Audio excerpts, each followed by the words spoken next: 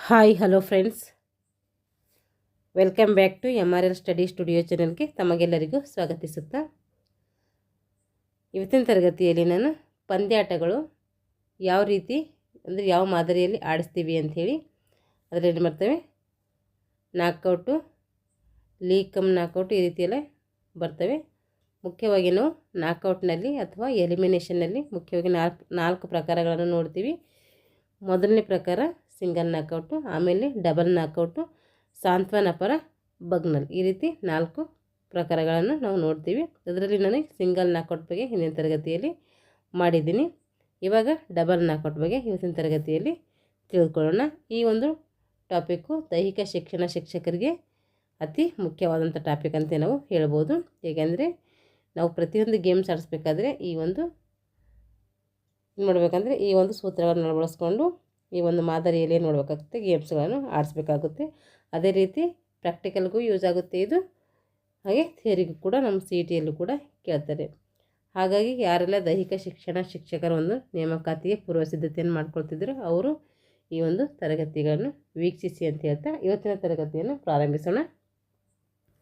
Double knockout, single knockout ಬಗ್ಗೆ ಹಿಂದಿನ ತರಗತಿಯಲ್ಲಿ ತಿಳ್ಕೊಂಡಿದ್ದೀವಿ. ಇವಾಗ ಡಬಲ್ ನಾಕೌಟ್ ಬಗ್ಗೆ ಇವತ್ತು ತಿಳ್ಕೊಳ್ಳೋಣ.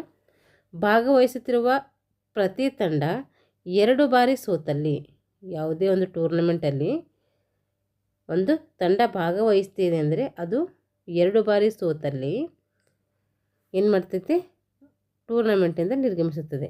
2 ಬಾರಿ ಸೋತಲ್ಲಿ ಮಾತ್ರ ಅದು ಟೂರ್ನಮೆಂಟಿಂದ ಏನಾಗುತ್ತೆ, ನಿರ್ಗಮನ ಹೊಂದ್ತಾ ಇರ್ತೈತೆ.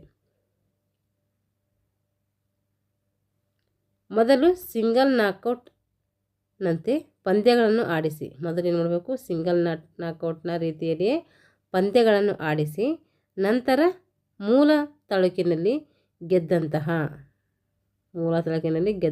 ತಂಡ ಒಂದನ್ನು ಬಿಟ್ಟು ಮೂಲ ತಳುಕಿನ ಆಯಾ ಸುತ್ತಿನ ಆಯಾ ಸುತ್ತಿನಲ್ಲಿ ಸೋತ ತಂಡಗಳ ಪಟ್ಟಿಯನ್ನು ಏನು ಮಾಡ್ತಾರೆ, ತಯಾರಿಸ್ಕೊಳ್ಬೇಕು. ನಂತರ ಮೊದಲ ಸುತ್ತಿನಲ್ಲಿ ಸೋತ ತಂಡಗಳಿಗೆ ತಳಕನ್ನು ಹಾಕಿ ಎರಡನೇ ಸುತ್ತಿನಲ್ಲಿ ಸೋತ ತಂಡಗಳಷ್ಟು ಸಂಖ್ಯೆ ಉಳಿಯುವ ತನಕ ಪಂದ್ಯಗಳನ್ನು ಆಡಿಸ್ಬೇಕು. ಏನು ಮಾಡಬೇಕಿಲ್ಲಿ, ಮೊದಲ ಸುತ್ತಿನಲ್ಲಿ ಸ್ವತಂತ್ರ ತಂಡಗಳಿಗೆ ತಳಕನ್ನು ಹಾಕಬೇಕು. ಆಮೇಲೆ ಎರಡನೇ ಸುತ್ತಿನಲ್ಲಿ ಸೋತ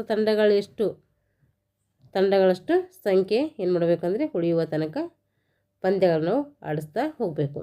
ಒಂದು ವೇಳೆ ಮೊದಲ ಸುತ್ತಿನಲ್ಲಿ ಸೋತ ತಂಡಗಳ ಸಂಖ್ಯೆ ಕಡಿಮೆ ಇದ್ದಲ್ಲಿ ಏನು ಮಾಡ್ತೀವಿ, ಮೊದಲ ಮತ್ತು ಎರಡನೇ ಸುತ್ತಿನ ತಂಡಗಳನ್ನು ಕ್ರೋಢೀಕರಿಸಿ ತಳಕನ್ನು ಹಾಕಿ ಮೂರನೇ ಸುತ್ತಿನಲ್ಲಿ ಸೋತ ತಂಡಗಳ ಸಂಖ್ಯೆ ಎಷ್ಟು ಉಳಿಯುವ ತನಕ ಏನು ಮಾಡ್ತೀವಿ, ಆಡಿಸ್ತೀವಿ.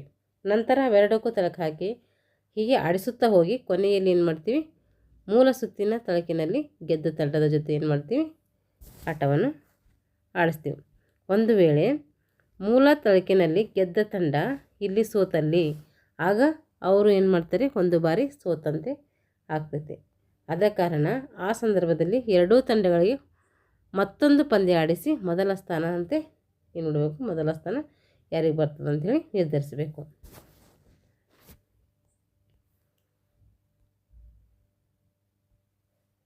ನೋಡ್ರಿ, ಡಬಲ್ ನಾಕೌಟ್ ಪದ್ಧತಿಯ ಪಂದ್ಯಾವಳಿಯಲ್ಲಿ ಒಟ್ಟು ಪಂದ್ಯಗಳ ಸಂಖ್ಯೆಯನ್ನು ಕಂಡುಕೊಳ್ಳಲು ಏನು ಮಾಡಬೇಕು, ನಾವಿಲ್ಲಿ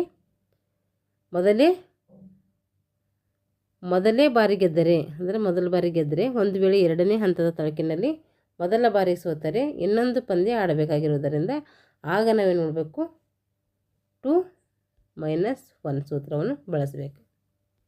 ಏನು ಮಾಡಬೇಕು, ಡಬಲ್ ನಾಕೌಟ್ ಪದ್ಧತಿಯ ಪಂದ್ಯಾವಳಿಯಲ್ಲಿ ಒಟ್ಟು ಪಂದ್ಯಗಳ ಸಂಖ್ಯೆಯನ್ನು ಕಂಡುಕೊಳ್ಬೇಕಾದ್ರೆ ನಾವೇನು ಮಾಡಬೇಕು, ಅಲ್ಲಿ 2n-2 ಈ ಸೂತ್ರವನ್ನು ಮೂಲ ತಳಕಿನಲ್ಲಿ ಅಂದರೆ ಮೊದಲ ಹಂತದಲ್ಲಿ ಗೆದ್ದ ತಂಡವೇ ಎರಡನೇ ಹಂತದ ತಳಕಿನಲ್ಲಿ ಮೊದಲ ಬಾರಿ ಒಂದು ವೇಳೆ ಗೆದ್ದಿತ್ತಂದರೆ, ಒಂದು ವೇಳೆ ಎರಡನೇ ಹಂತದ ತಳಕಿನಲ್ಲಿ ಮೊದಲ ಬಾರಿ ಸೋತರೆ ಇನ್ನೊಂದು ಪಂದ್ಯ ಆಡಿಸಬೇಕಾಗ್ತೈತೆ. ಅದರಿಂದ ನಾವೇನು ಮಾಡಬೇಕು, ಅವಾಗ 2-1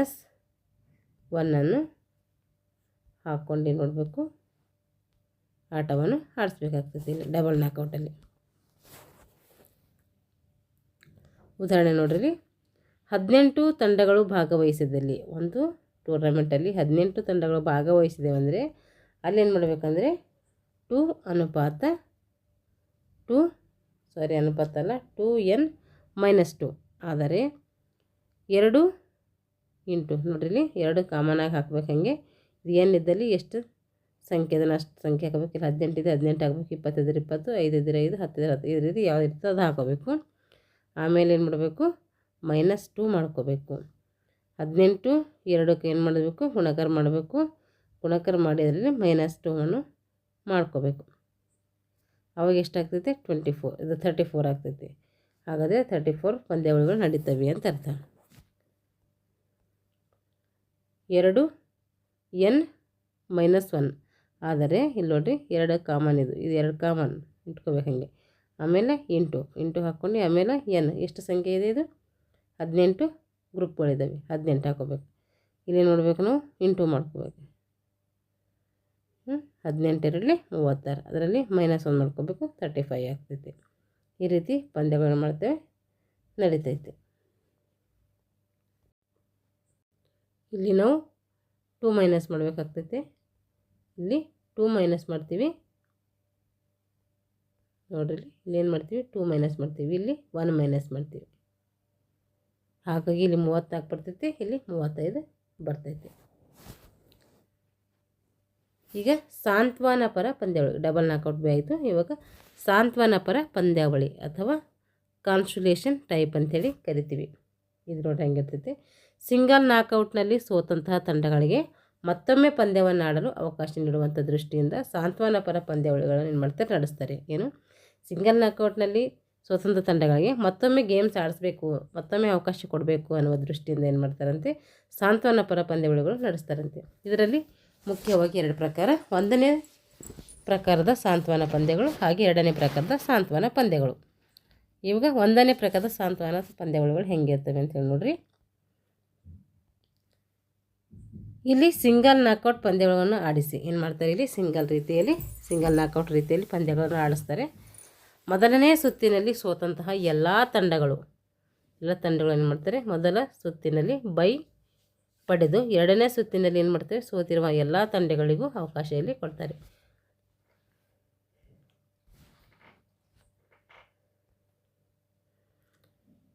ನೋಡ್ರಿ, ಸೋತಂತಹ ಎಲ್ಲ ತಂಡಗಳನ್ನು ಪಟ್ಟಿ ಮಾಡಿ ಚೀಟಿ ಎತ್ತುವುದರ ಮೂಲಕ ಏನು ಮಾಡ್ತಾರೆ, ಪುನಃ ಸಿಂಗಲ್ ನಾಕೌಟ್ ಪ್ರಕಾರದ ತಳಕನ್ನು ಹಾಕ್ತಾರೆ. ಇಲ್ಲಿ ಬೈಗಳನ್ನು ಕೊಡಬೇಕಾದಲ್ಲಿ ಮೂಲ ತಳಕಿನಲ್ಲಿ ಬೈ ಸಿಗದಿದ್ದ ತಂಡಗಳಿಗೆ ಏನು ಮಾಡ್ತಾರೆ, ಬೈಗಳನ್ನು ನೀಡಬೇಕು. ಆದರೆ ಈ ರೀತಿ ನೀಡಲೇಬೇಕೆಂಬ ನಿಯಮ ಏನಿಲ್ಲ. ಆದರೆ ನಾವು ಏನು ಮಾಡಬೇಕು, ಮಾನವೀಯತೆ ದೃಷ್ಟಿಯಿಂದ ನೀಡಬೇಕಾದ್ರೆ ನೀಡಲೇಬೇಕೆಂಬಂಥ ನಿಯಮ ಏನಿಲ್ಲ. ಇಲ್ಲಿ ಮೂಲ ತಳಕಿನಲ್ಲಿ ಗೆದ್ದ ತಂಡಗಳನ್ನು ಪ್ರಥಮ ಮತ್ತು ದ್ವಿತೀಯ ಸ್ಥಾನದಲ್ಲಿ ಪಡೆಯುತ್ತವೆ. ಮೂಲ ತಳಕಿನಲ್ಲಿ ಯಾವ ತಂಡಗಳು ಗೆದ್ದಿರ್ತವೋ ಅವೇನು ಮಾಡ್ತೇವೆ, ಪ್ರಥಮ ಮತ್ತು ದ್ವಿತೀಯ ಸ್ಥಾನವನ್ನು ಪಡ್ಕೊಳ್ತೇವೆ. ಸಾಂತ್ವನ ಪರ ತಳಕಿನಲ್ಲಿ ವಿಜಯಿಯಾದಂತಹ ತಂಡ ಸಾಂತ್ವನ ಪರ ಅಥವಾ ಸಮಾಧಾನಕರ ಪಂದ್ಯಗಳ ವಿಜಯ ತಂಡ ಅಂಥೇಳಿ ಅನಿಸ್ಕೊಳ್ತೈತಿ.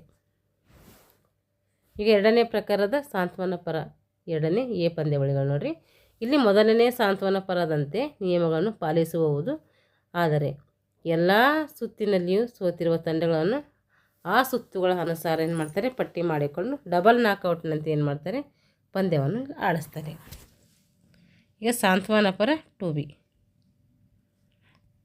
ಈ ರೀತಿಯ ಟೂರ್ನಿಗೆ ಭಾಗವಹಿಸುವ ತಂಡಗಳ ಆಧಾರದ ಮೇಲೆ ಏನು ಮಾಡ್ತಾರೆ, ಸಿಂಗಲ್ ನಾಕೌಟ್ ಪದ್ಧತಿಯಂತೆ ತಳಕನ್ನು ಹಾಕಿ ಆಡಿಸಿ ನಂತರ ಮೂಲ ತಳಕಿನಲ್ಲಿ ಆಯಾ ಸುತ್ತಿನಲ್ಲಿ ಸೋತಂತ ಎಲ್ಲ ತಂಡಗಳನ್ನು ಪಟ್ಟಿ ಮಾಡಿ ನಂತರ ಪ್ರತಿ ಸುತ್ತಿನಲ್ಲಿ ಒಂದು ತಂಡ ಉಳಿಯುವ ತನಕ ಏನು ಮಾಡ್ತಾರೆ, ನಾಕೌಟ್ ಪಂದ್ಯ ಆಡಿಸ್ತಾರೆ. ನಂತರ ಮೊದಲ ಸುತ್ತಿನಲ್ಲಿ ಗೆದ್ದವರು 2ನೇ ಸುತ್ತಿನಲ್ಲಿ ಗೆದ್ದವರ ಜೊತೆ ಏನು ಮಾಡಬೇಕು, 2ನೇ ಸುತ್ತಿನಲ್ಲಿ ಗೆದ್ದವರು ಮುಂದಿನ ಸುತ್ತಿನಲ್ಲಿ ಗೆದ್ದವರ ಜೊತೆ ಇರಬೇಕು, ಆಟವನ್ನು ಆಡಬೇಕು. ಹಾಗೆ ಕೊನೆಯ ತನಕ ಪಂದ್ಯವನ್ನು ಆಡಿಸಿ ಕೊನೆಗೆ ಗೆದ್ದ ತಂಡಕ್ಕೆ ಸಾಂತ್ವನ ಪರ ಪಂದ್ಯಗಳ ವಿಜಯ ತಂಡ ಅಂತೇಳಿ ಘೋಷಿಸಬೇಕು. ಸಾಂತ್ವನ ಪರ 2A ಪಂದ್ಯಾವಳಿಯಲ್ಲಿ ಒಟ್ಟು ಪಂದ್ಯಗಳ ಸಂಖ್ಯೆಯನ್ನು ಕಂಡುಹಿಡಿಯಲು ನಾವು ಯಾವ ಸೂತ್ರ ಬಳಸ್ತೀವಿ ಇದರಲ್ಲಿ ಅಂದರೆ 2n-2 ಸೂತ್ರವನ್ನು ಬಳಸ್ತೀವಿ. ಇವಾಗ 2Bನಲ್ಲಿ ಬಳಸುವ ಸೂತ್ರ ಇಲ್ಲಿ ನಾವೇನು ಬಳಸ್ತೀವಿ, 2n-3 ಈ ಸೂತ್ರವನ್ನು ಬಳಸ್ತೀವಿ.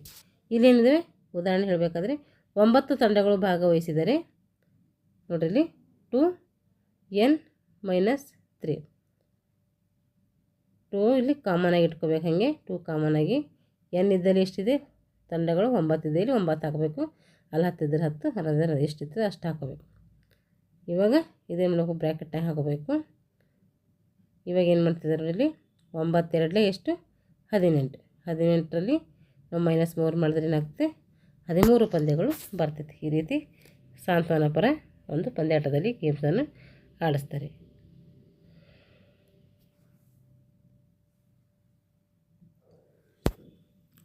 ಈಗ ನೋಡ್ರಿ ಬಗ್ನಲ್ ವೈಲ್ಡ್ ಎಲಿಮಿನೇಷನ್ ಪ್ರಕಾರದ ಪಂದ್ಯಾವಳಿ. ಈ ಪಂದ್ಯಾವಳಿಗಳು ಹೆಂಗೆ ಆಡಿಸ್ತಾರೆ ಅಂತ ತಿಳ್ಕೊಳ್ಳೋಣ. ಈ ರೀತಿಯ ಪಂದ್ಯಾವಳಿಯಲ್ಲಿ ಭಾಗವಹಿಸಿದ ತಂಡಗಳ ಆಧಾರದ ಮೇಲೆ ಏನು ಮಾಡ್ತಾರೆ, ಮೊದಲು ಸಿಂಗಲ್ ನಾಕೌಟ್ ತಳಕನ್ನು ಹಾಕಿ ಪಂದ್ಯಗಳನ್ನು ಆಡಿಸ್ತಾರೆ. ವಿಜೇತ ತಂಡಕ್ಕೆ ಏನು ಮಾಡ್ತಾರೆ, ಪ್ರಥಮ ಸ್ಥಾನವನ್ನು ಕೊಡ್ತಾರೆ.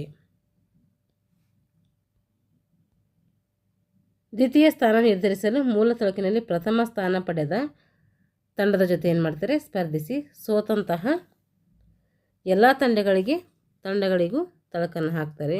ಪಂದ್ಯ ಆಡಿಸಿ ಅಲ್ಲಿ ಗೆದ್ದವರನ್ನು ಮೂಲ ತಳಕಿನಲ್ಲಿ ಏನು ಮಾಡ್ತಾರೆ, 2ನೇ ಸ್ಥಾನ ಪಡೆದಿರುವ ತಂಡದ ಜೊತೆ ಆಡಿಸಿ ಅಲ್ಲಿ ಗೆದ್ದವರಿಗೆ ಏನು ಮಾಡ್ತಾರೆ, 2ನೇ ಸ್ಥಾನ ನೀಡ್ತಾರೆ.